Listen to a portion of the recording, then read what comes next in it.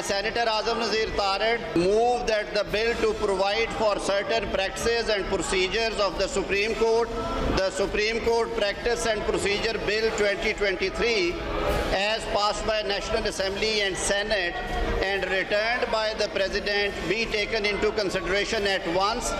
अगर इलेक्शन ना हो तो पाकिस्तान का आइन रियासत के वजूद को ही तस्लीम नहीं करता। इस फाशिस्ट हुकूमत ने पाकिस्तान के आइन को दफन कर दिया है आज पाकिस्तान के आइन की 50वीं सालगिरह के ऊपर। ना सिर्फ सुप्रीम कोर्ट की तौहीन के मुर्तकिब हुई है बल्कि आर्टिकल 6 के तहत भी शहबाज शरीफ और काबीना के ऊपर मुकदमा बनाया जा सकता है क्योंकि इन्होंने आइन को यूसर्व कर लिया है, आइन को दफना दिया है। बिस्मिल्लाहिर्रहमानिर्रहीम, अस्सलाम वालेकुम। प्रोग्राम एक्सपर्ट्स में मैं आपको खुशामदीद कहूँगी। नाज़रीन, आज पाकिस्तान के लिए इंतहाई अहम दिन है। आज हमारा आइन 50 साल का हुआ है और मुल्क भर में आइन पाकिस्तान की गोल्डन जुबली मनाई जा रही है। मगर सूबाई इलेक्शन के मामले पर कशीदगी अरूज पर है। सुप्रीम कोर्ट के हुक्म के मुताबिक पंजाब के इंतखाबात के लिए इलेक्शन कमीशन को 21 अरब रुपए देने की डेडलाइन ख़त्म हो गई, लेकिन गवर्नमेंट ने फंड्स जारी करने की बजाय आज सेनेट और कौमी असम्बली में इलेक्शन अखराजात का बिल पेश किया है और इलेक्शन के लिए पैसे देने से मुतल्लिक पार्लियामेंट से उन्होंने राय मांगी। इसके साथ सेनेट में कौमी और सूबाई असम्बलियों के इंतखाबात एक साथ कराने की करारदाद भी मंजूर की गई है। पार्लियामेंट का मुश्तरका इजलास भी हुआ। सदर के इनकार के बाद आज supreme court practice and procedure bill मंजूर करा लिया गया है। बिल की मंजूरी के दौरान PTI के सेनेटर्स ने शदीद एहतजाज किया, नारेबाजी भी की गई। फवाद चौधरी ये कहते हैं कि सुप्रीम कोर्ट के हुक्म पर फंड्स न देने पर प्राइम मिनिस्टर और वफाकी काबीना 5 साल के लिए नाअहल होंगे। इसी मुनासबत से एक्सपर्ट्स के लिए हमारा पहला और बड़ा सवाल ये होगा कि इलेक्शन फंड से मुतल्लिक सुप्रीम कोर्ट के हुक्म की नाफरमानी, इसके नताइज क्या हो सकते हैं। पैनल का तारुफ करवा देती हूँ। प्रोग्राम में आज मौजूद है मेरे साथ अयाज खान साहब, आमिर इलियास राना साहब, ब्रिगेडियर रिटायर हारिस नवाज साहब, फैसल हुसैन साहब और मोहम्मद इलियास साहब। मैं आप सबको खुशामदीद कहूँगी। अब अयाज साहब, मैं आपसे आगाज़ करी हूँ चूँकि अब मामला आपके सामने है। जिस तरह से पार्लियामेंट में बिल पेश हुआ, जो इलेक्शन फ़ंड से मुतल्लिक जो हमारा बुनियादी सवाल है, डेडलाइन ख़त्म हो गई है और आप समझते हैं कि जिस तरह फवाद चौधरी साहब कह रहे हैं कि ये अब अगर नाअहली होगी 5 साल के लिए प्राइम मिनिस्टर और काबीना की, आपको लगता है कि सुप्रीम कोर्ट के हुक्म की ये जो नाफरमानी है इसके क्या नताइज हो सकते हैं? ये तो फैसला सुप्रीम कोर्ट को करना है, चीफ जस्टिस साहब को करना है और उस वो जो बेंच है उसको फैसला करना है कि वो तौहीन अदालत अगर लगाते हैं तो उसके बाद वो देखेंगे। लेकिन गवर्नमेंट ने जो किया ये एज एक्सपेक्टेड, इसमें कोई हैरान करने वाली बात नहीं थी। यही करना था। ज़ाहिर है जब पहले दिन से ये एक चीज़ तय की भी है उन्होंने कि इलेक्शंस नहीं कराने, और वो बार बार उसका इजहार भी करते हैं। ये जब पार्लियामेंट का इजलास होता है, ये कौमी असम्बली या सेनेट में तकरीरें होती हैं तो वो यही कहते हैं ना कि पंजाब में अगर इलेक्शंस हो गए तो इसका मतलब तो सीधा है ना, हमारी कुछ चीज़ें क्लैरिटी की तरफ जा रही हैं इस मुल्क में। जो शायद कहीं अबहाम हुआ करता था, अब वो अबहाम ख़त्म हो रहे हैं। जो असल बात है इसमें कि अबहाम क्या हुआ करता था कि जी इलेक्शन शायद फ्री एंड फेयर भी हो जाते होंगे, उस पर कोई असरअंदाज नहीं होता। लेकिन अब समझ आ रही है कि जिसकी गवर्नमेंट होती है, जाहिर है उसके पास चूँकि मशीनरी होती है, और ये हमारी पुलिस और ब्यूरोक्रेसी अल्लाह के फजल से इन्होंने मेरा ख्याल हल्फ उठाया हुआ है कि जो हुक्मरान जमात होगी, जिसकी हुकूमत होगी, उसके साथ वफादारी हमने निभानी है। तो फिर जाहिर है उसके नताइज तो यही होते हैं और इसलिए इलेक्शंस नहीं कराए जा सकते। बहुत अच्छा होता कि ये पॉलिटिकल फोर्सेस बैठ जाती आपस में, बात कर लेती, कोई इलेक्शन की डेट तय कर लेते। ये सबसे अच्छा होता। बहुत अरसे से ये बात हो रही थी। अब हर गुजरते दिन के साथ आप क्राइसिस में इजाफा कर रहे हैं बुनियादी तौर पे।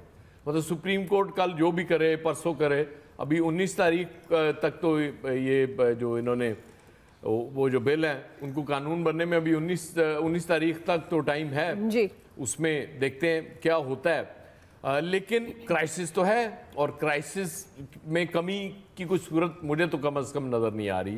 वो क्राइसिस बढ़ता हुआ नज़र आ रहा है। वो जो 2 असम्बलियाँ थी पंजाब और KP की जब टूटी थी, उसके बाद से वो क्राइसिस काबू में नहीं आ रहा। वही बेहतरीन टाइम था कि उस वक्त अगर बैठ जाते, बात कर लेते। अब ये कहा जा रहा है कि जी अगर एक ही वक्त में इलेक्शंस ना हुए तो शायद मुआशी इस्तेहकाम भी नहीं आएगा, सियासी इस्तेहकाम भी नहीं आएगा। तो इलेक्शन, इसका मतलब है कि सियासी और मुआशी इस्तेहकाम के लिए अगर एक ही वक्त में इलेक्शंस इतने ज़रूरी थे तो ये बहुत पहले हो जाने चाहिए थे। मतलब इनको भी कौमी असम्बली तोड़ के और उसके बाद जल्दी करा लेने चाहिए थे ताकि जल्दी इस्तेकाम आ जाता। लेकिन बात इस्तेकाम ज़ाती इस्तेकाम की है। जिस पॉलिटिकल पार्टी को देखें ना, पीटीआई को इस वक्त सूट करता है कि इलेक्शन हो जाएं, फौरी इलेक्शन हो जाएं, उनका इस्तेकाम उसको इसमें नजर आता है और वही कौमी इस्तेकाम भी है उनके नज़दीक। पीडीएम की जमातों को चूंकि नजर आता है कि इस वक्त तो जो हालात हैं, अल्लाह रहम करे कि वोट तो खैर छोड़ें, पता नहीं और क्या क्या लोग इस वक्त तो जो बददुआएं कर रहे हैं, जितनी महंगाई, जो हालात हो गए हैं लोगों के, तो इनका इस्तेकाम उसमें है कि इलेक्शन डिले हों और इतने डिले हो जाएं कि कम अज कम ये कुछ तो डिलीवर कर पाएं। लेकिन जो हालात हमारे सामने जो नजर आ रहे हैं, IMF के साथ जो चीजें चल रही हैं, मुझे तो दूर दूर तक मुआशी इस्तेकाम तो नजर नहीं आ रहा और सियासी इस्तेकाम तो अल्लाह के फजल से इस मुल्क में कभी होता ही नहीं है, ना हुआ है। तो इसलिए चीजें इसी तरह चलती रहेंगी। बस वो फिर आखिर में मुझे दुआ ही करनी पड़ती है क्योंकि आप दुआ हैं तो फिर वो दुआ ज़हन में आ जाती है कि अल्लाह इस मुल्क पर रहम करे। चलें जी, आमीन। शायद मेरी दुआ कबूल भी हो जाए। फिर आमिर साहब, मेरी है, आपकी कैसे कबूल नहीं, मतलब आमीन कहने से दुआ कबूल हो जाए ना। आमिर साहब, जिस तरह आयाज साहब कह रहे हैं, अब जाहिर है जब इजलास में बहस हो रही थी और वज़ीर ख़जाना ने भी कहा कि मुआशी इस्तेकाम तभी आएगा जब सियासी इस्तेकाम है। नूर आलम खान साहब भी जब बात कर रहे थे इजलास से, तो वो भी यही बात कर रहे थे। अब आप किस तरह से ये सारे मामला देख रहे हैं? फवाद चौधरी साहब तो खबरदार कर रहे हैं कि अगर ये जिस तरह आज 10 अप्रैल को फंड्स देने थे और अभी तक तो कोई ऐसी शुनीद नहीं है, तो आपको क्या लगता है अब इसके क्या नताइज होंगे? क्या वाकई काबीना और प्राइम मिनिस्टर नाअहल हो जाएंगे 5 साल के लिए? अच्छा, ये बड़ा अच्छा मज़े का चल रहा है काम के फवाद चौधरी साहब को फ़िक्र हुई है पीडीएम और पीपल्स पार्टी की कि वरना ये नाअहल हो जाएंगे। कुछ लोगों को पहले फ़िक्र हो रही थी, देखें वो पीपल्स पार्टी कुछ और बात कर रही है, जरदारी साहब कुछ और बात कर रहे हैं और बिलावल कुछ और बात कर रहे हैं। आज सबकी तसल्ली होगी कि पार्लियामेंट हाउस में भी खड़े होकर वही बात हो रही है जो पीडीएम कर रही थी। लोगों का ख्याल था कि शायद वो लड़काने की तकरीर जो बिल्कुल मरियम नवाज़ के स्टाइल की थी कि जनाब पहले बैलेंसिंग एक्ट होना चाहिए, इवन फील्ड मिलना चाहिए, फिर जाके बात होगी, नहीं समझ आई थी। आज मेरा ख्याल है उन्होंने काफ़ी लोगों की तसल्ली कर दी कि जी हम उधर ही खड़े हैं जहाँ पे इस वक्त पीडीएम खड़ी है। अब उन्हें बददुआएं मिल रही हैं, उन्हें उनके लिए लोग फिक्रमंद हैं या नहीं हैं। बात यह है कि ये उनका फैसला है। वो कहते हैं कि ये फैसला 4-3 का है, ये अकलियती फैसला है, ये 3-0 का फैसला नहीं है, ये 5-2 का फैसला नहीं है। तो अब ये फैसला सुप्रीम कोर्ट ही करेगी ना। अब सुप्रीम कोर्ट के पास कल दिन है, 11 तारीख है, और इलेक्शन कमीशन ने तो साफ, मैंने यहाँ पे पहले दिन प्रोग्राम में कहा था, उन्होंने कहा जी हमें कुछ करने की जरूरत नहीं है। सुप्रीम कोर्ट ने आज खुद सारा इख्तियार, यानी हमारा शेड्यूल भी खुद दे दिया। आर्टिकल जो इलेक्शन एक्ट 58 का है वो काम उन्होंने खुद कर दिया। उन्होंने फाइनेंस को भी डायरेक्ट कर दिया, डिफेंस को भी डायरेक्ट कर दिया। तो फिर अब डायरेक्ट अपने अपने जवाब दें, हमने इंप्लीमेंट करना है। अगर हम कर सकते हैं, जाहिर है कि अगर उनके पास पैसे होंगे और अमन अमान की बरकरार रखने वाली सूरत हाल होगी तो हो जाएंगे। अब आप आ जाएं कि जो जरदारी साहब ने ऑफर किया है कि जी क्या बगैर किसी शर्त के अगर आप मुज़ाकरात करना चाहते हैं, तो शर्त तो इमरान खान की तो पहले दिन से, जिस दिन से यानी 1 साल पहले जब पार्लियामेंट से वो निकल गए, पहले वज़ीर आज़म के तौर पे और फिर उनके बकौल वो रिज़ाइन कर गए और सारी पार्टी के बकौल के हमारे तो रिज़ाइन है ही नहीं, हम तो वापस आना चाहते हैं, क्योंकि कोई एक टर्म तो इनके ऊपर लग नहीं सकती। यू टर्न लगाएं, गोल चक्कर लगाएं, क्योंकि ये मुसलसल दायरे में घूमे जा रहे हैं कि इन्होंने करना क्या है। अमेरिका से शुरू हुए थे, हुसैन हक्कानी पे आ गए, अब वो SHO पे आ गए, पता नहीं कहाँ कहाँ। उनके लिए उनका मसला ये है ही नहीं, उनके लिए ये है कि हमारी पॉपुलैरिटी है, लिहाजा हम जो भी कहेंगे सब कुछ ठीक है। लेकिन सब कुछ ठीक नहीं है और मुझे तो अब देखना यह है कि कल सुप्रीम कोर्ट क्या करेगी। मेरा तज्जिया वही होगा कि मुझे 14 मई को इलेक्शन होते हुए नजर नहीं आ रहे। 16 मई या 14 मई जो डेट है उस पर मुझे तो अभी इलेक्शन की तरफ जाता हुआ नजर नहीं आ रहा। कुछ सुप्रीम कोर्ट से ही शायद बीच का रास्ता निकले कुछ जो आम इंतखाबात की तरफ, यानी 4 सूबाई असम्बलियां और कौमी असम्बली का कोई रास्ता निकाल लिया जाए आगे चल के।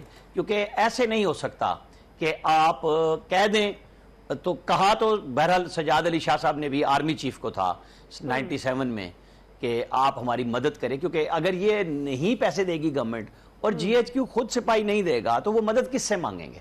सुप्रीम कोर्ट जिस तरह इलेक्शन कमीशन बेबस है कि उसका काम है इलेक्शन की तैयारी करना और उसके लिए लवाजमात पूरे करना मुख्तलिफ सरकारी इदारों की जिम्मेदारी होती है।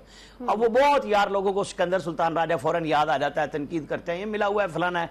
भाई उसने ही आपको जामपुर में इलेक्शन लेके दिया, पूरी निगरान हुकूमत वफाकी हुकूमत तैयार नहीं थी, उसने कहा नहीं इलेक्शन कराएं, लेकिन वसाइल होना जरूरी है। अब सुप्रीम कोर्ट का फैसला सुप्रीम कोर्ट ने खुद करना है, वो 4-3 का है, अकलियत का है, अक्सरियत का है, या फुल कोर्ट बनेगी, फिर ही कुछ बनेगा। जी फैसल साहब, आप कुछ कह भी रहे थे। फैसल साहब, आपको लगता है पार्लियामेंट के पास इलेक्शन फंड्स रोकने का इख्तियार है, और ये क्या इसके नताइज क्या होंगे, ये जो सारे इस वक्त मामला चल रहे हैं? खास इनको अपनी बारी में कहना कुछ नहीं आता, बीच में लुच तलने का इनका शौक है। सुप्रीम कोर्ट ने फंड देने का कहा। जी जी देखिए आमिर साहब, ये रोजाना ये बात कहते हैं ना, मुझे इलेक्शन नजर नहीं आ रहे, ये बात तो सबको ही पता है इलेक्शन नजर नहीं आ रही, ये बात अहम नहीं है, नजर आ रहे नहीं आ रहे। भाई बात ये अहम है कि क्यों नजर नहीं आ रहे, इलेक्शन से क्यों फरार हुआ जा रहा है, बात इस पे आप बात करो ना, ये नहीं बताते। इलेक्शन के रिजल्ट से आपको ये आपकी जिम्मेदारी है भाई, कर लो। दूसरी बात ये है कुछ कि काम आप बात तो आप कर लेना।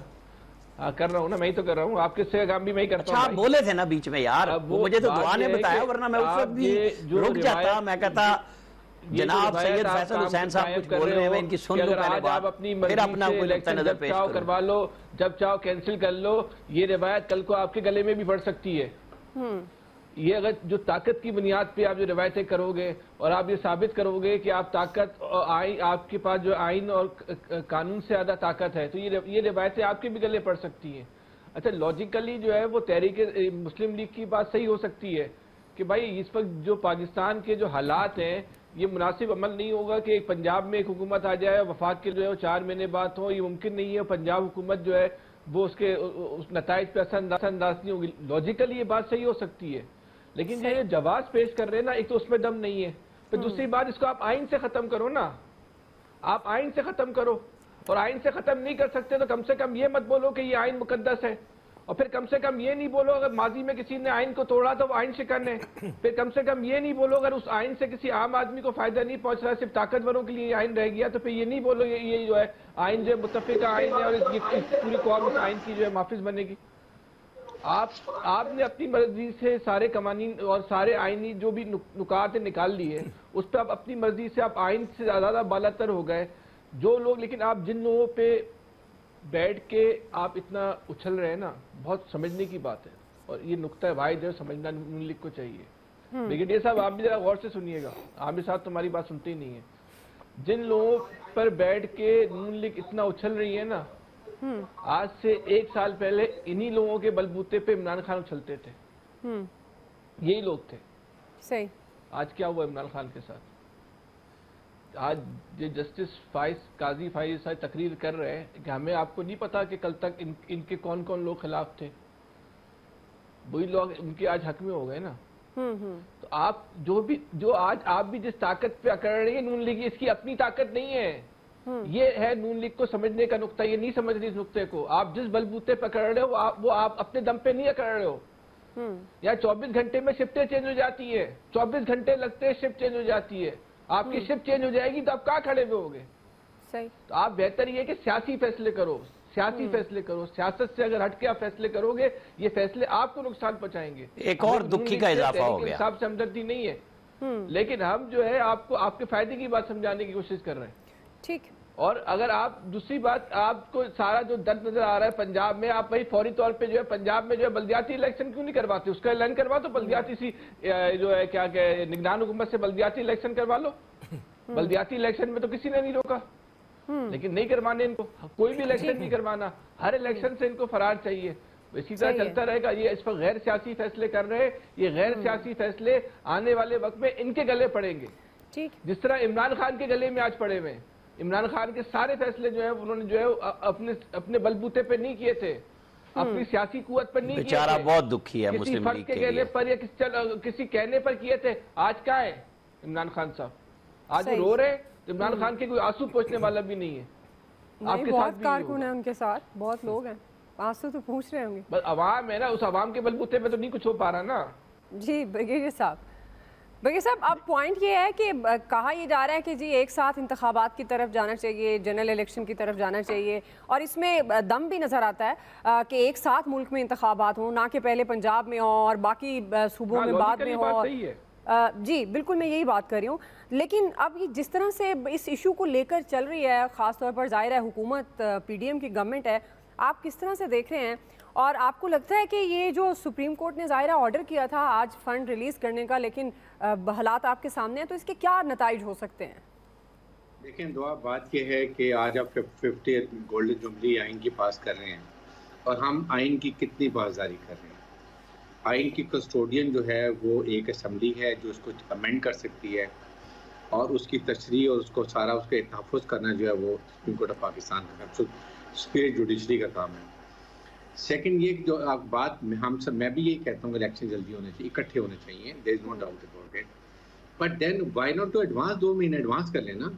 आप अपनी मर्जी की बात कर रहे हैं, आप इसको जुलाई और अगस्त में, जुलाई में ले जाएं, अगस्त में ले जाएं, ताकि दोनों की स्पेस हो जाएगी। इसमें यह है कि आप ये एडवांस 2 महीने कर लें, Imran feel also keep quiet कि चलें इकट्ठे इलेक्शन हो रही हैं, और आपका जो बहाना बना हुआ है कि जी वो इकट्ठे इलेक्शन होने चाहिए, पंजाब में इलेक्शन हो जाएगा, फिर वहाँ परमानेंट गवर्नमेंट होगी, इन्फ्लुएंस करेगी, तो okay do it, find a amicable political solution.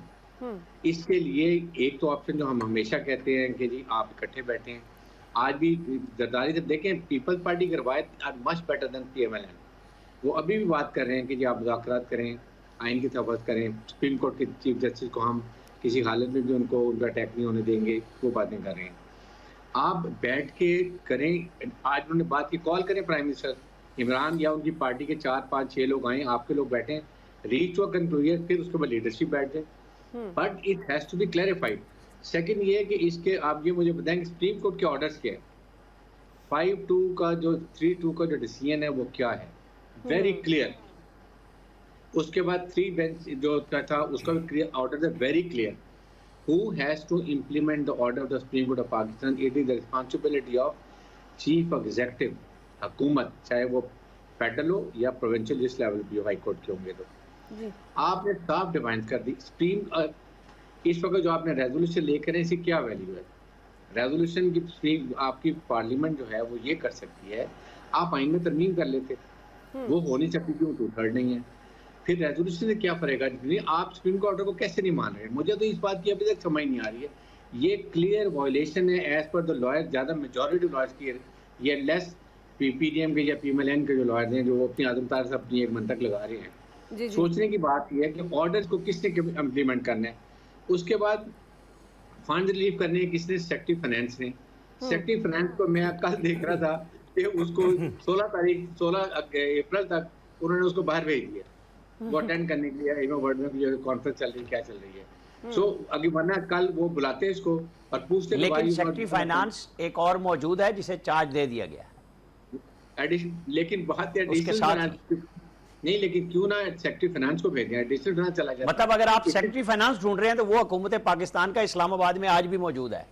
नहीं, देखिए राना साहब, मैं आपकी बात से, मैं वो आपकी बात डिनाई नहीं कर रहा हूँ। देखिए बात ये है, सबसे बड़ा नेशनल इशू है इस वक्त, नेशनल इशू, और responsible have to be in Pakistan, ताकि वो कोर्ट के जो ऑर्डर जाके बताएं, give reason, give logic, may be court agrees, लेकिन हमें इस चीज का ख्याल करना चाहिए। उसके बाद इन चीजों को देखें तो मुल्क के हालात जो देख रहे हैं, बेस्ट अभी भी हालात है, खुदा के लिए 1-2 महीने एडवांस कर लें इलेक्शन, क्योंकि मुझे ये लगता है हुकूमत ने 8 अक्टूबर को इलेक्शन नहीं करवाने, या इवन देन मैंने उस दिन भी कहा था कि अगर ये गारंटी दें प्राइम मिनिस्टर ऑफ पाकिस्तान सारी असेंबली को या अपोजिशन को, जी हम 8 अक्टूबर को इलेक्शन कराएंगे हर हालत में, even then may be PTI agrees, कहीं ना कहीं फाइंड अ सॉल्यूशन। सही है, बिल्कुल आपसे कह रहे हैं, लेकिन अब इनको बिठाएगा कौन फिर? ब्रिगेड साहब, फिर वही बात है, आपसे कहना पड़ता है। ब्रिगेड साहब के पास टाइम नहीं है आजकल। जवाब आंसर ये है कि I think establishment will should come in. बहुत हो गई, मुल्क बहुत बुरे हालात में जा रहा है, बिठा दें, सिर्फ इन्फ्लुएंस ना करें, बिठा दें, tell please find some solution जो कि पाकिस्तान की आवाम को एक्सेप्टेबल हो और सारी पॉलिटिकल पार्टी एक्सेप्टेबल हो, ये बहुत जरूरी है। जी इलियास सर, देखिए, जहाँ तक कहा जा रहा है कि एस्टैब्लिशमेंट अगर इनको बिठाती है तो ये फिर बाद में उन पर ही तनकीद करने लग जाते हैं। ये जो है कि बाद में ये जो, इसलिए वो अगर वो साइड पर हो गए हैं, वो देख रहे हैं कि ये सियासी तौर पर जो करना चाह रहे हैं, लेकिन ये सियासी तौर पर मसला हल होता दिखाई नहीं दे रहा। ये मसला उलझता जा रहा है, और उलझते हुए ये है कि कहीं ना कहीं डेडलॉक लग जाएगा। अब देखें, पैसे नहीं दे रहे, फोर्सेस नहीं आएंगी, तो किस तरह इलेक्शन होंगे? इम्प्लीमेंट ही करना है ना इलेक्शन कमीशन अपना ज़बानी जो काम है, कागजी कार्रवाई, वो तो है। ट्रिब्यूनल में भी आज सारे जो थे जो एतराज़ात थे उस पर भी काम शुरू हो गया हुआ है। तो अब ये सारे इलेक्शन की तरफ ही जा रहे हैं, एक किस्म का हो रहा है। लेकिन अब जब तक फंड नहीं होगा, देखें आज उन्होंने देखें मुश्तरका इजलास में बिल पेश कर दिया। अब वो एक और ये कहते हैं ना ट्रक की बत्ती के पीछे लगाने वाली बातें। अब ये है कि इस पर इम्प्लीमेंट जब तक पैसे नहीं मिलेंगे कैसे काम चलेगा। और वो भी जो आवाज़ें आ रही थी कि 10 बिलियन जारी करें, 10 बिलियन नहीं, अगर जारी करें तो पूरे जारी करें, वो 21। और अब ये जो मसला है, मसले का हल है, अगर एक दिन इलेक्शन करवाना चाहते हैं तो उसके लिए बिल्कुल करवाएं एक दिन इलेक्शन, लेकिन उसके लिए बैठ के डेट तो डिसाइड कर लें कि किस दिन करने हैं। अगर थोड़ा आगे उन्होंने अक्टूबर तक नहीं करवाना तो फिर उसमें देख लें दरमियान में जाके करवाने। अब बातचीत के लिए तो आए ना, इस तरह तो आपस में एक दूसरे से लड़ते रहेंगे, इस तरह तो उसका मसले का हल तो कुछ नहीं नज़र आएगा। जैसे देख लें ज़मान पार्क में जाके क्या लाठी चार्ज करके क्या किया, कुछ नहीं किया जा सका। उसका मसले का हल क्या हुआ, वो एक ऐसी उधर मार कुटाई इस तरह हुई, उसके बाद दुनिया भर में पाकिस्तान की बदनामी हुई और उसके बाद कुछ नहीं, ये सारे खामोश होकर बैठ गए। मसले का हल तो नहीं निकला कोई, मसला जूं का तू है उसी तरह। अब मसले को हल करने के लिए इनको बीच में कुछ ना कुछ करना होगा। सदर साहब हैं वो भी साइड पर हो गए। अब इसमें कोई तो आएगा, इनमें से पॉलिटिकल जो फोर्सेस हैं कोई ना कोई तो आए। अब ऊपर से वो उन पर हमेशा उन पर ही फिर बाद में अगर वो आ भी जाते हैं तो फिर उन पर एतराज़ात शुरू।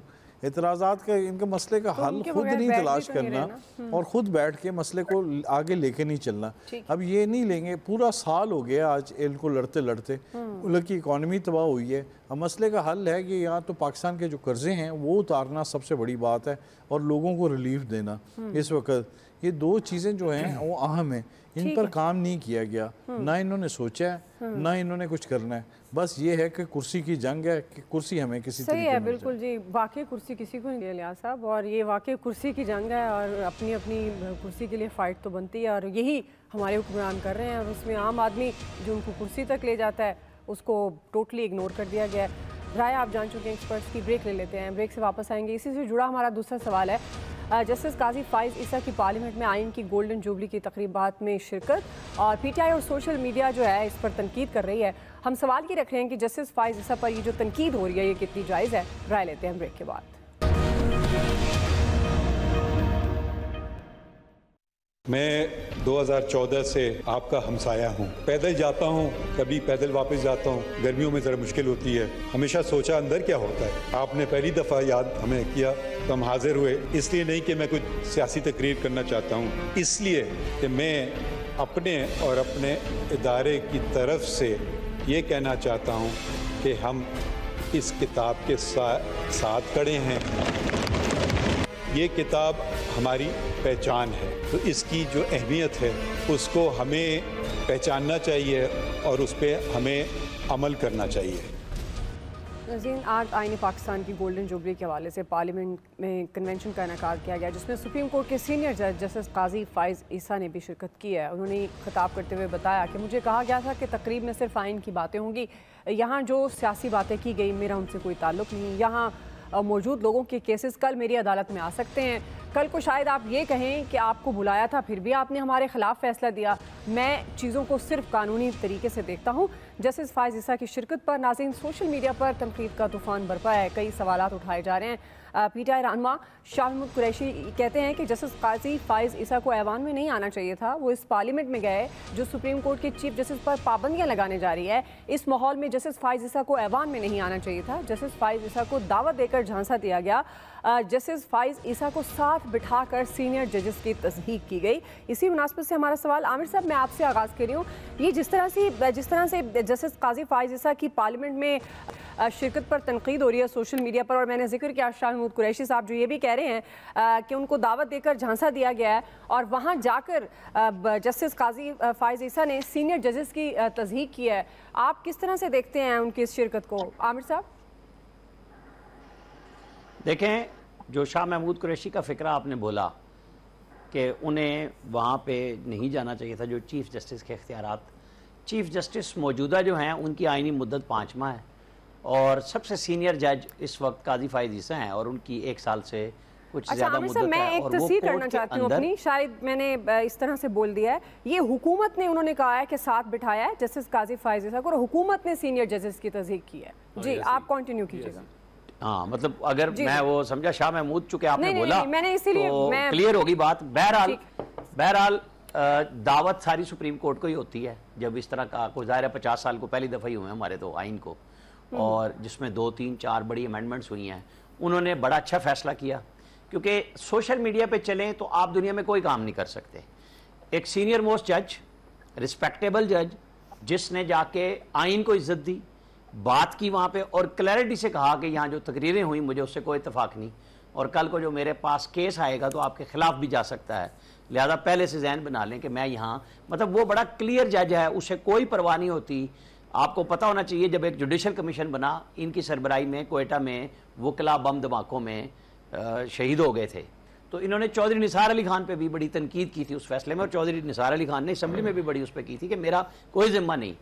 आप इनको किसी भी तरह इस तरह नहीं जज कर सकते जिस तरह बाकियों का लिखा हुआ है कि वो क्या क्या करते जा रहे हैं।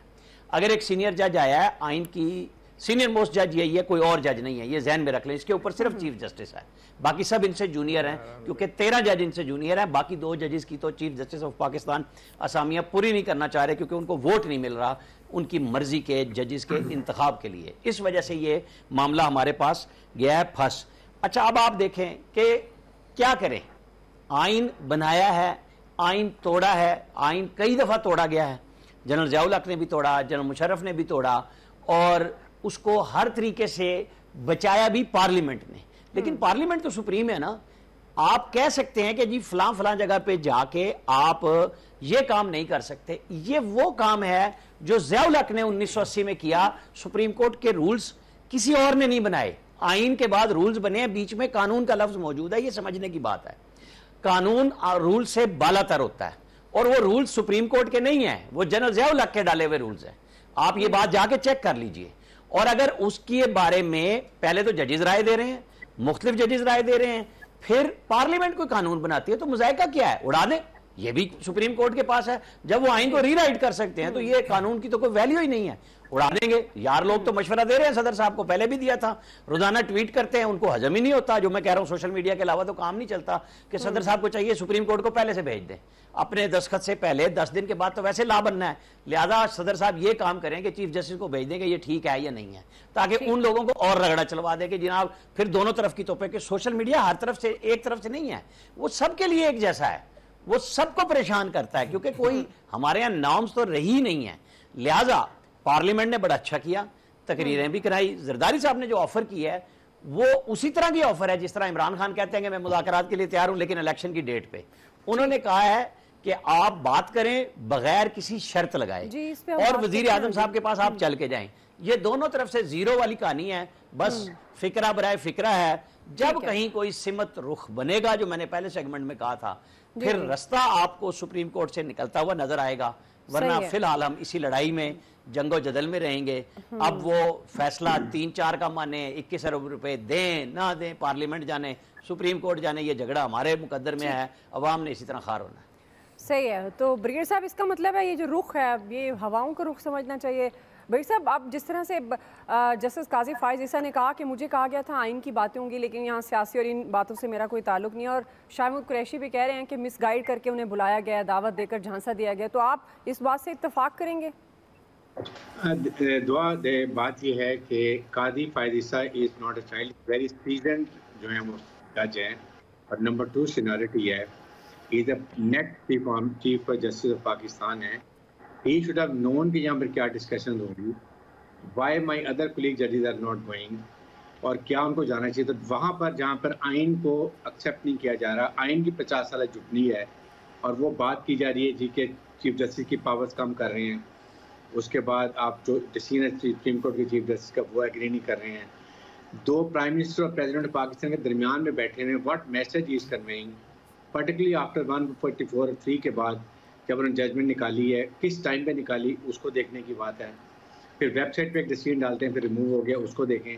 तो आपको मेरे ख्याल में इस सीनियरिटी में, इस पोजीशन में कंट्रोवर्शियल नहीं होना चाहिए। आई ऑनेस्टली फील के इस स्टेज के ऊपर इनको नहीं जाना चाहिए था। सबसे अहम बात यह है कि आपने जब सुप्रीम कोर्ट का कोई जज भी नहीं जा रहा और आपको पता है कि ये मूड क्या है, क्या क्या रेजोल्यूशन पास होने हैं, क्या क्या तकरीरें होनी हैं, क्या क्या बातें होनी हैं, you are sitting over there, what message is, I think it is, I leave it to the judgement of every Pakistani, that is what I will say. जी है सर। देखिए ये तो बिल्कुल ठीक कह रहे हैं ब्रिगेड साहब। मेरा अपना ख्याल है कि जस्टिस फाइज ईसा को नहीं जाना चाहिए था, और मुझे नहीं पता, मेरे पास कोई सबूत नहीं है कि शायद सुप्रीम कोर्ट के सारे जजेस को इनवाइट भी किया गया है या नहीं, क्योंकि फाइज ईसा साहब ने जब ये कहा कि शायद वो मसरूफ़ होंगे, मेरा ख्याल है स्पीकर ने अनाउंस किया था, उन्होंने कहा था शायद मसरूफ़ होंगे इसलिए नहीं आए होंगे। जस्टिस फाइज दावत सबको दी गई है। जस्टिस फाइज ईसा को ये हमेशा शिकवा होता है चीफ जस्टिस साहब से कि बेंच बनाते वो सीनियर तरीन जज हैं, उनसे मशवरा नहीं करते, तो आज उन्होंने भी ये ज़रूरी नहीं समझा कि चीफ जस्टिस से मशवरा ही कर लेते कि मैं जा रहा हूँ। फिर मासूमियत इतनी है कि वो उनसे कहा गया कि सिर्फ आइन पे बातें होंगी और सियासतदान सिर्फ आइन पे बातें करेंगे, वो भी मान गए। वो मतलब ये भी बड़ी कमाल बात है। देखिए आज जस्टिस फाइज ईसा साहब ने वहाँ बैठ के इसहाक डार साहब के साथ बैठ के आपने हुदैबिया पेपर मिल लोगों को याद, वो केस याद करा दिया, जरदारी साहब तकरीर कर रहे थे, उसी रो में शहबाज शरीफ साहब बैठे हुए थे, तो वहाँ बैठ के आपने क्या मैसेज दिया है कि आर यू अ पीडीएम जज, सॉरी टू से, मतलब मेरे ख्याल में जस्टिस फाइज ईसा साहब को वहाँ नहीं जाना चाहिए था, क्योंकि वो उन्होंने अपना कद बहुत ऊंचा कर लिया हुआ है और वो ये कहते हैं कि जी मैं हमेशा वो उसूल पे और आइन के मुताबिक फैसला करता हूँ। और ये आमिर बिल्कुल ठीक कह रहे थे कि आज तक इस मुल्क में आइन सिर्फ डिक्टेटर्स ने तोड़ा है, ये पहली पार्लियामेंट है जो आइन तोड़ने जा रही है, इससे ज्यादा मैं कुछ नहीं कहूँगा। फैसल साहब तोड़ दिया। मेरा अपना नुक्ता नजर है। जस्टिस फाइज ईसा को जाना चाहिए था या नहीं जाना चाहिए था, ये तो जस्टिस फाइज ईसा का मामला है, वो जाने उनका काम जाने। लेकिन एक बात तय हो गई कि आज के बाद जस्टिस फाइज ईसा के सामने पीडीएम की जमातों का और तहरीक इंसाफ का केस नहीं पेश होना चाहिए, क्योंकि आज उनकी वाबस्तगी जो है वो सामने आ गई। तब वो ये दोनों जमातें जो है वो एतराज़ कर सकती हैं कि जस्टिस फाइज ईसा इस हवाले से जो है वो अब जानिबदार जो है वो नहीं रहे। बहरहाल आज आइन की गोल्डन जुबली तकारीब में 50 साल होने को आए इस आइन को, 50 साल में ये आइन जो है ना ज़ईफ़ हो गया है, ये लाचार हो गया, गूंगा बहरा अंधा हो गया है। इसको सिर्फ अब जो है वो सिर्फ तबका अशराफिया की ताकतवर लोगों की बात सुनाई देती है, सिर्फ लेबर काउंसलर होने चाहिए। वो जो जालिब ने कहा था ना, दीप जिसका महलात में जले, जो चंद लोगों की खुशियों को लेके चले, अब ये सिर्फ चंद लोगों की खुशियों का ही जो है ना वो तहफ़्फ़ुज़ कर सकता है। इस आइन की जो रोशनी है वो सिर्फ और सिर्फ जो तबका अशराफिया के घरों को जो है ना वो रोशन कर रही है। जालिब ने तो किस आइन के लिए कहा था, लेकिन मुकम्मल तौर पे 73 के आइन पे भी जो है ना फिट बैठता है ये मामला। सही। अब ये आइन आज आइन की गोल्डन जुबली की तकारीब नहीं, आज आइन की नाकामी की तकारीब मनानी चाहिए थी कि एक नाकाम आइन जो है वो पाकिस्तान को जो है ना वो चला रहा है। वो आइन जिसको जो चाहे तोड़ दे, चाहे वो डिक्टेटर, फौजी डिक्टेटर हो या सिविलियन डिक्टेटर हो। इसका मतलब आइन कमजोर है ना आपका, कि जो जाए तोड़ दिया ना आइन के। इलेक्शन 90 दिन के नहीं, 90 दिन हो रहे हैं ना, कि पैसे नहीं है, फला नहीं है, इसी जवाब पे आप अक्टूबर के इलेक्शन भी जो है वो मुलतवी करा दीजिएगा। ये आइन कहता है कि आप 90 जो लोग मुताल कह रहे हैं कि आइन की शिकनी हुई, वो एक दिन अगर आप कौमी असम्बली या सूबाई असम्बली के इलेक्शन में ताखिर कर दें तो आप आइन शिकन हो गए। और 5 साल आप इलेक्शन नहीं कराएं तो कोई आइन शिकनी नहीं, बल्दियाती इलेक्शन कराएं। तो ये आइन जो है वो आपका नाकाम हो गया। आज रियासत जिस तबाही से दो चार है, जिन चंद लोगों ने इस मुल्क के ऊपर कब्जा कर रखा है, जो लोग इस मुल्क को जो है अपनी मर्जी और अपनी जाती सोच की बुनियाद पे चलाते हैं, उनकी जाती सोच जो है वो इज्तिमाइयत से जो ताकतवर हो गई, जिसका जिम्मेदार ये आइन है। अब इस वक्त है कि इस आइन को ही जो है वो तब्दील करना होगा। लेकिन अलमिया ये है कि जिन लोगों को आइन तब्दील करना है वो ही इस बुराई के सबब है, इस माशरती बिगाड़ के, इस मुल्क की बिगाड़ के सबब है। तो उनसे खैर की तवक्का नहीं की जा सकती। कई दूर दूर तक भी जो है ना आपको और हमें जो है ना रोशनी नजर नहीं आई। सारी रोशनियां इन्हीं के लिए, जो जालिब ने कहा था ना, दीप जिनका महलात, इन्हीं लोगों के लिए जालिब ने कहा था। अभी सबसे ज्यादा तकलीफ किसको हो रही है? इस प्रोग्राम में बैठे हुए तबका अशराफिया के नुमाइंदे, क्योंकि ये आइन जो है, मैंने तो कॉलर सीधा किया जैसे अशराफिया का नाम लिया। मैंने आपका नाम ही नहीं लिया, आपकी बात कर रहा हूँ, मैंने आपका नाम ही नहीं लिया। आपको कैसे? भाई मैं तो जानता हूँ ना, मैंने इसका कॉलर ठीक किया था, आपने देखा ही नहीं। अपनी बारी पर बोला, मैं कहा वरना दुआ तबसरा करें। मैंने तो बात ही नहीं की, आपने खुद ही बोला। तो ये आइन वो है जो इसका, अरे भाई मैं तो जानता हूँ ना, आइन की कनेक्टिविटी खत्म हो गई, रास्ता जो है खत्म हो गया है। अब ये आइन जो है रह गया है, ताकतवर लोगों के लिए रही है। पाकिस्तान ही इन्हीं लोगों का है, हमारा एकदम 50 साल के बाद ये पैगाम ये है कि ये आइन पाकिस्तान नहीं चला सकता, फिर भी आइन की बुनियाद पे पाकिस्तान बनाते हैं, रोजाना इस तरह करते हैं। अच्छा, ये कितनी मासूमियत से उन्होंने शिकवा किया कि रोजाना मेरे टर्न पे आमिर साहब और फैसल साहब ज्यादती करते हैं। मैं नहीं करता, ये आमिर साहब करते हैं। ये इलियास को धरना देना पड़ेगा। कलर भी एक ही जैसा नजर आ रहा है शर्ट का। आप भी आइन की पासदारी नहीं कर रहे इस वक्त। ये है कि अगर दावत तो सब जजों को दी गई थी, जज साहिबान को दी गई थी।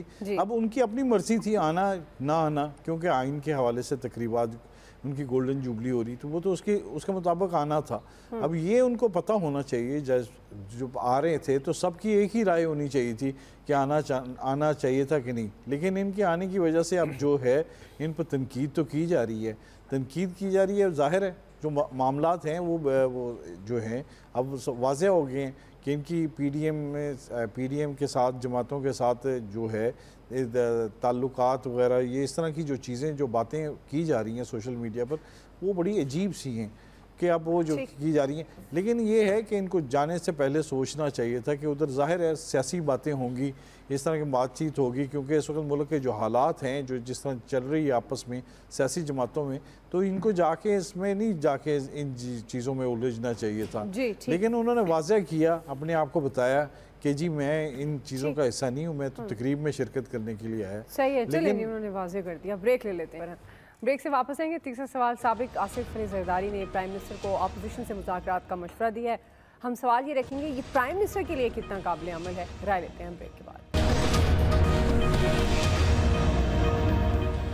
नाज़रीन, मुल्क की सियासी महाजराए ज़ोरों पर है। साबिक सदर आसिफ अली ज़रदारी ने प्राइम मिनिस्टर शहबाज शरीफ को अपोजिशन से मुज़ाकरात का मशवरा दे दिया है और अपोजिशन को भी मुज़ाकरात के लिए शहबाज शरीफ के पास आना होगा। तो दूसरी तरफ पीटीआई ने हुकूमत से मुज़ाकरात के लिए कौमी असम्बली तोड़ने की शर्त रख दी है। अब सवाल इसी मुनासिबत से होगा, ब्रिगेडियर साहब मैं आपसे आगाज़ करी हूँ। अब जिस तरह से आसिफ अली ज़रदारी ने मुज़ाकरात का मशवरा दिया है और आगे से पाकिस्तान तहरीक इंसाफ ने भी हुकूमत से मुज़ाकरात के लिए शर्त रखी है, ये प्राइम मिनिस्टर के लिए कितना काबिल अमल है? लेकिन ये तो इमरान खान की बिल्कुल गलत कंडीशन है, ना ये लगानी चाहिए। आपने सबने पहले खुद छोड़ दिया, आज उसके आप नताइज भुगत रहे हैं। तो he should have to be no reconcile. और पहले इन्होंने स्टेटमेंट भी की थी, उनके दूसरे लीडर्स ने भी बात की है। बेसिकली नवाज शरीफ ने, ये ज़रदारी साहब ने बिल्कुल सही बात की है। प्राइम मिनिस्टर या उनका स्पोक्स पर्सन या senior minister now should give a call कि जी हम अनकंडीशनल मुज़ाकरे के लिए तैयार हैं, आप अपने 4 लोगों की टीम बनाएं, हम अपनी 4 की टीम बनाते हैं, बैठ के फाइंड सम सोल्यूशन। जब नज़दीक पहुंचे कंसेंसस के, फिर फाइंड होने के लिए लीडरशिप बैठ जाए। यही इस वक्त है, मुल्क के लिए बड़े हालात ख़राब हैं, इसको ज़रूर समझना चाहिए और ये ज़रदारी साहब बहुत अच्छी सजेशन है। जी अयाज साहब, देखिए इस वक्त सबसे बड़ा इशू क्या है जिसपे ये सारा कुछ हो रहा है, पार्लियामेंट के इजलास भी हो रहे हैं, सुप्रीम कोर्ट भी मामला चल रहे हैं, वो सिर्फ एक इशू है इलेक्शंस कि इलेक्शंस कब होने हैं। तो फिर जरदारी साहब ये क्यों कह रहे हैं जी कि वो कोई पेश की शर्त नहीं होनी चाहिए, और किस चीज़ पे इलेक्शंस करने हैं आप मुज़ाकरात करने हैं अपने अपोजिशन से? एक ही पॉइंट है ना, एक ही एजेंडा है जिस पे आप मुज़ाकरात करेंगे, और वो इलेक्शंस का है कि जी बैठ के तय कर लें। बहरहाल जरदारी साहब ठीक खेल रहे हैं क्योंकि वो उन्होंने अपनी आइडेंटिटी भी बरकरार रखनी है। वो कल तारीख में ये आपको बता सकेंगे कि मैंने उस वक्त भी इनसे कहा था कि मुज़ाकरात करो, मेरी बात मान लेते तो आज ये हालात ना होते। बहरहाल फिर वही कहूँगा अल्लाह रहम करे। जी आमिर साहब, बात सिंपल सी है कि मुज़ाकरात की दावत 1500 दफ़ा इमरान खान साहब की टीमों से लोगों के, चाहे वो पहले अपोजिशन में थे, फिर हुकूमत में थे, फिर यहाँ थे, आखिरी फैसला इमरान खान ने करना होता है। हर दफ़ा असद कैसर साहब वगैरह फारिग हुए, शाह महमूद, सब लोग बातें बता रहे हैं कि अच्छा हम इमरान खान से पूछ के बताते हैं, और कोई बातचीत नहीं होती। तो बातचीत मैं तो बिल्कुल समझता हूँ कि जब भी होनी है चौक में होनी चाहिए और सारे स्टेक होल्डर्स की होनी चाहिए। उसमें फ़ौज भी है, उसमें अदलिया भी है, उसमें पार्लियामेंट भी है। इसके अलावा जो बातचीत होगी वो ड्रामा होगा, वक्त का ज़िया होगा और कोई फ़ायदा नहीं होगा। और अभी मैं एक नामवर वकील का ट्वीट देख रहा था, अनवर ज़हीर जमाली साहब की सेनेट में स्पीच हुई है 2014 में, वो भी खिताब करके वो जो उस वक्त चीफ जस्टिस ऑफ पाकिस्तान थे उन्होंने किया था। लिहाजा करते रहें, लगे रहें सब। जी फैसल साहब, चीफ जस्टिस थे ना, चीफ जस्टिस इसलिए खिताब किया था ना। अच्छा, बात ये है कि मुज़ाकरात इलेक्शन पे करें या नहीं करें, लेकिन ये महंगाई के ऊपर कर लें। महंगाई जो है बहुत बड़ा एक इशू है और इलेक्शन से भी बड़ा इशू है। आपके इतराफ़ में जो है वो आपकी जो बड़ी तेज़ी के साथ जो है ना खित्ते की सूरत हाल तब्दील हो रही है। ईरान और सऊदी अरब की दोस्ती हो रही है, ये आप बिल्कुल, और दिन ब दिन जो है ना वो तना जो कार्ड आप इस्तेमाल करते थे वो कार्ड भी आपके हाथ से निकल रहे, बहुत सूरत हाल तब्दील हो रही है। इस मुल्क में इलेक्शन के अलावा भी कुछ मसाइल हैं। इस वक्त गुर्बत, महंगाई, बेरोजगारी बहुत बड़ा इशू है। खुदा के वास्ते इस पर भी कोई बात कर ले। अब तो इस पर सबने ही बात करना छोड़ दी, सब A to Z खत्म। बस इस मुल्क का एक ही मसला, इलेक्शन कराओ और पाकिस्तान बचाओ, जिससे कुछ भी नहीं होना। जी इलियास साहब, देखिए बिल्कुल ये ठीक है, उन्होंने मशवरा तो दिया है, लेकिन अब इस पर अमल दरामद कौन करेगा? कौन किसकी बात मानता? अपनी शर्तें रख देते हैं। जाहिर है जब तक ये एक बैठ के एक एजेंडा नहीं लेके आएंगे, इकॉनमी हो, इलेक्शन हो, जिस पर भी लेके आएँ, एक टेबल पर बैठना पड़ेगा और शर्तें ख़त्म करनी पड़ेंगी और बैठ के एक फ़ाइनल सलूशन निकालना पड़ेगा कि मुल्क को किस तरह आगे लेके चलना है। अगर नहीं करेंगे तो इसी तरह सूरत हाल रहेगी, तुम अपने घर में, हम अपने घर में, सब बैठ के लड़ते रहेंगे। फिर तो यही हाल हुआ, अपने घर खुश में अपने घर खुश। बहरहाल जी, मुल्क की बका के लिए और जब रियासत के फलाह के लिए फैसले करने पड़ते हैं तो मिलकर बैठ कर करने पड़ते हैं, और अभी भी वक्त है सियासतदान मिलकर बैठें और इलेक्शन की तरफ बढ़ने के फैसले मिलजुल कर करें, उसी में शायद उसका हल निकल सके। आप सबका बहुत शुक्रिया। आज के एक्सपर्ट से इतना ही। फीडबैक दीजिएगा, ख्याल रखिएगा।